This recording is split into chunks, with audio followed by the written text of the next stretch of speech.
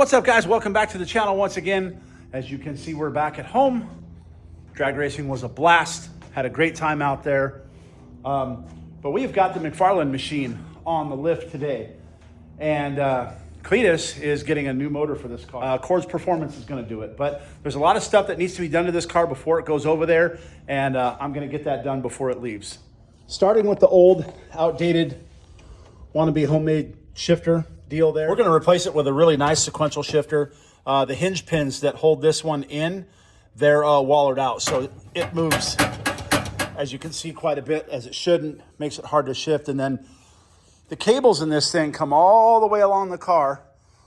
They come all the way back here, then loop back around, back onto the transmission, and then back onto the shift selector. So walk around, take a look at this side. As you guys can see, purple cable does the same thing. We're going to change that. We're going to make the cables come from that way into here. Brackets will go just on the other backside of the seats here, because right now when you shift this car to put it in first gear, you push forward, second, third, fourth, and then downshift, you pull back. Well, the problem with that is, naturally, if you're in the car and you're up in a wheelie, you always want to grab that shifter and try to pull back, and you'll end up pulling it down a gear. I know I've done it once in this car. I'm sure Garrett's done it a couple times as well. I caught it. I had the clutch in when I did it, and I didn't let it out. But we're going to get that fixed up for him. A few issues with the rear control arms. Not the arms themselves. This is the side we fixed. We TIG welded that up, made it real nice and sturdy. But what's happening is, as you guys can see right here, the mounting holes for the control arms that where these bolts go through are starting to waller themselves out, inside and out. And what that's doing is throwing the alignment and the camber off in the rear and making the rear tires look like this. So when this bolt drops down that way, it turns the whole arm and it makes that tire camber like that. Same thing on this side. Correct way to fix that is to put this car in our alignment jig over at San Limo and then cut these tabs off and make new ones. Unfortunately, I don't think we're going to be doing that. What we're going to do is just try to center them the best we can, and we're going to put some weld washers in there, and I'll have Brandon come over here and TIG in weld washers and get this thing straightened out. And it'll actually, by putting in the right weld washer in here, it'll actually double shear this tab, which it should be double sheared anyways, and it's not. In order to do it right, like I said, we'd have to put it in our alignment jig, take the arms off, cut everything off, and cut off this side step. It's just a lot of work. An easier fix is just going to be to put the weld washers in there and get the alignment as close as we can get it. Other than that, I think that's all I'm going to be doing to this car in the off season, guys. It's pretty much season ready. Take the arms off. I will take the CVs apart. I'll clean the axles, clean the boots, inspect the CVs one more time. And then this thing will be, as far as I'm concerned, dune ready. And then it's going over to Cord's Performance, and they're putting a brand new, probably a Texas Speed or somebody's 427 with a brand new Whipple. This thing's got a lot of issues with the Whipple. He was throwing belts like crazy. So what was happening is, if you look underneath here, the spring tension has worn out on the tensioner and it's hitting the header. So when this flings back and hits the header, puts a hot spot in the belt, actually cut a little bit of a hole in the header right there, and eats up the belts on this thing. So it's getting a whole new system back here with a whole new motor. So that should be pretty cool. I'm hoping they suggest to him, I suggested that he get rid of this radiator, put in a dual pass radiator. As you guys can see, this is only a single pass, and it's got hard water lines that come all the way down, and they crisscross back here and there, just honestly in the way of everything back there that all needs to be redone. So hopefully Cord's Performance takes care of that. I'm sure they will. Those guys over at Cord's Performance are top notch with LS stuff. So, and if they have any issues, you know, they're going to reach out to me as well. So we'll work together on the deal. But like I said, I'm going to try to get this thing ready, season ready, prepped and everything. So all that's left to do is for them to do the motor. And then this car will be ready for old Cleet to get back out here into the dunes. In the meantime, I've got the front of the car strapped down, and we're going to go ahead and put it up on the lift for now, so I can start getting these control arms off, or at least getting the bolts out and measuring what size weld washers we need. All right, guys, well, I got the first bolt out so you guys can see what I'm talking about. me focus. Those holes are really wallered out. And just that little bit right here makes a huge difference out here at a big paddle tire. And then on the inside, you can see this one already. It's already wearing pretty thin there too. So like I said, I'm gonna go ahead and bring the nuts with me. And then I can get the proper weld washers to go on here. And it looks like we're gonna need 2, 4, 6, we're gonna need 8 of them. So we'll do both sides. And then this is honestly what I'm more concerned with. You can see this one's dropped quite a bit. You can see a gap right there. So this has dropped down a lot, which makes this tire go like that. So we're gonna get it fixed up for old Cleet and get him a solid ride for the dunes this season. Well, we've got the most of the control arm taken apart, got the CV out, and this is what I was talking about, guys. Check that out. Those holes are crazy wallered out. So like I said earlier, the right way to fix this would be to cut this, put all new tabs in the rear of the car. We're gonna go ahead and get it as straight as we can get it and throw some weld washers up from a local shop that we get them from. So we'll smooth this edge out, get her straightened out, and we'll double shear it that way. So at least that way it's got some sort of shear on it versus just a single shear. And you can see it's starting to tear the tab up too. So this is where we're at, boys. We're gonna get that in there, and then I'll have Brandon come and just take the crap out of these. I'm gonna put them front and back on all 4 tabs. All right, well, it looks like the inner one is gonna need a little bit more than a weld washer there. We're probably gonna have to replace those tabs. At this point, I don't think we have a choice. Well, I don't know, that might work. I'm gonna talk to Joe, see what he says about that, see if we can just shear it with a weld washer or if we should replace the tab. Well, I know what he's gonna say. He's gonna say we should put the car in the alignment jig and replace the tabs, but that's a lot of work. And there's the inner one. So there's where our alignment problems are going, guys. Every time this thing shifts, the tire goes like that, and it makes you unassumingly think that there's a wheel bearing issue when there's not. The arm's actually moving. So I don't know what we're gonna do here just yet. All right, guys, well, as you can see, that control arm was definitely moving. Look at how wallered out that hole is. Pretty bad. So this was the weld washers that I got that I was gonna double shear them with, but that's an awful lot. So I'm gonna throw some pictures over to Joe, see what he says, see if it'll be okay to double shear that, because again, Joe Fab has forgotten more about this stuff than I'll ever know. Or if we're gonna have to replace these tabs. He says it's gonna ride, then so be it.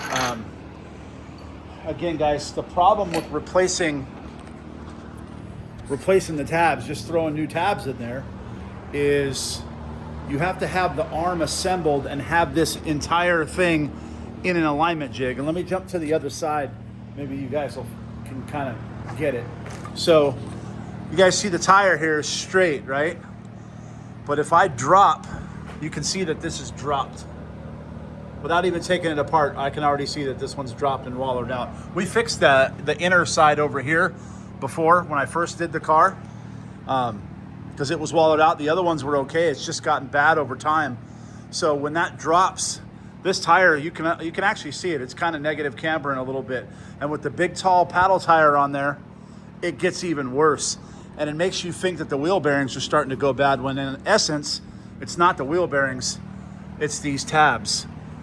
The problem with that, it was just throwing a new tab on there, is that if you don't have it exactly straight and you weld this new tab in crooked or further in or out than where it should be, you're gonna mess the toe and the camber and caster up. So that's why it's easier just to do these double shear weld washers. I'm gonna talk, like I said, I'm gonna talk to Joe without having to take this car over to San Limo and put the arms back on it and put it in our alignment jig. Yeah, and then we'd even have to modify our alignment jig, because our rear trailing arms are like that. Little sneak peek of my trailing arms there, guys, back from powder. And these trailing arms are like that. So I'm gonna measure center to center and see if it's the same as ours. If it is, might be a little bit easier to do. But we have a jig that bolts up to here and gives us a true straight line to the chassis. And that's kind of Joe's proprietary alignment deal. He doesn't like me talking about it very much, so I won't. But we get the camber and the caster and the toe in the rear of these cars perfectly straight. And then they just ride through the sand like nothing. And I drove 1,500 miles in my car on the street and didn't wear a tire at all. So that's where I'm at now, guys. I'm gonna go ahead and talk to Fab and see what he says about that. Guys, good news. I talked to Fab, I just FaceTimed him. We can save that with these weld washers, and it's because I got this type. They're really thick. So definitely savable. He said just to make sure that we grind away all the excess off the inside, which I already did. I need to do a little more right here, but we should be able to save it with these. And then also what he said is if you can get the TIG wand in there, is to TIG in the gap on the inside as well. So, oh, thank God. And then replace all the bushings as well as the trashed bolts. So I'm gonna run back over to Super Duty Supply, or Super Duty Warehouse, Super Duty SDHQ, Super Duty headquarters. I'm gonna pick up some new bushings, some new sleeves, and all new bolts for this thing. Holy crap. Definitely love having guys like Joe basically in my back pocket. I mean, what a great guy, and he's a great friend, and he's great to work with. And like I said, he's forgotten more about this stuff than I'll ever know. We work together. I could just take this over to San Lamo and have it done over there, but this is not that big of a project for me to tackle here at my home shop versus taking it over there. Plus the shop over there is rather full right now, and I'm gonna be over there next week starting to wire up his truck. So we're gonna get that thing finished up next week. I need to get these few little things done on Cleet's car so we can get over to Cords and get the motor. All right, guys, so here's where we're at. I went ahead and got new steel bushings, new Delrin bushings, because the other ones were trashed. As I showed you earlier, I got the Weldon washers. I went ahead and got one lined up here. We're not quite lined up just yet. I'm gonna get this set in here, and then we will TIG weld all the way around. Obviously, we'll tack it, take the bolt and all the bushing and everything out, and we'll TIG weld this weld washer in, and that should save this tab. And that actually double shears this tab. So it's sheared once here, your second shear is here. So, which is how this should have been done to begin with. We always double shear all our tabs at San Lamo. Don't know why they single sheared this. I don't think this car was originally built to have this much power in it. It looks like it has been modified in the past. Like I said, I got a little bit more fitment stuff to do here, get this all worked out and straight, and get it ready for Brandon to TIG weld. All right, well, as you can see, I got the second one done, got it where I needed it to be.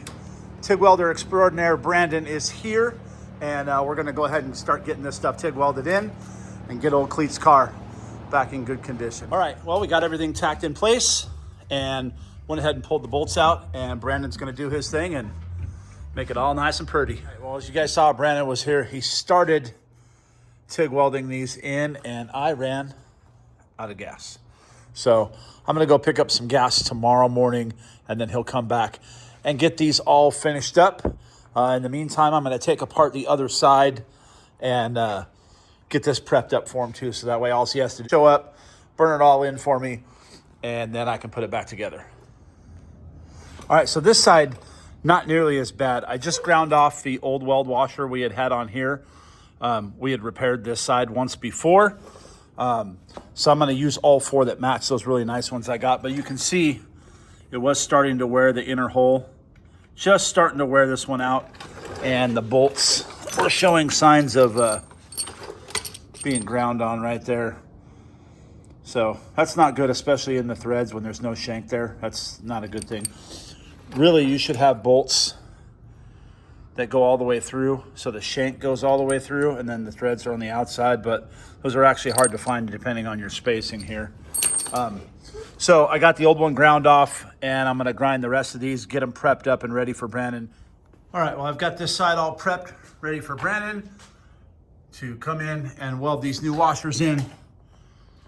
And then this side will be permanently fixed as well.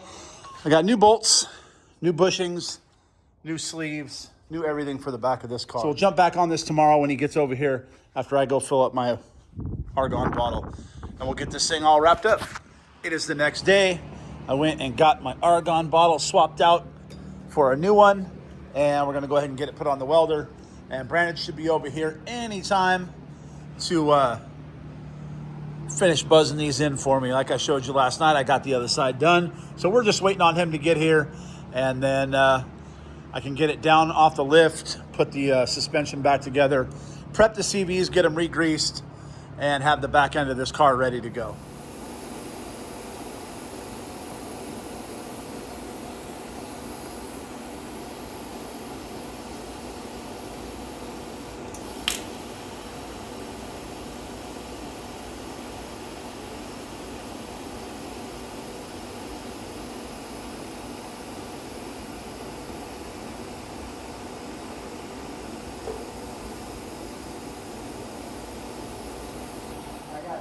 All right, Brandon got this side done. All TIG welded, all nice and pretty like, and strong. And he's just finishing up on the back side over here. And then I should be able to get this thing put back together. Here's another sneak peek of some of my stuff. I did get to see the chassis today. It looks friggin' sick. But, so there's my rear skid plate. And then I'm gonna polish this. And this is gonna stand off of it like that. Should look friggin' bitchin'. All right, guys, all finished up. And Brandon just did what he does and crushed it. Both sides look freaking killer.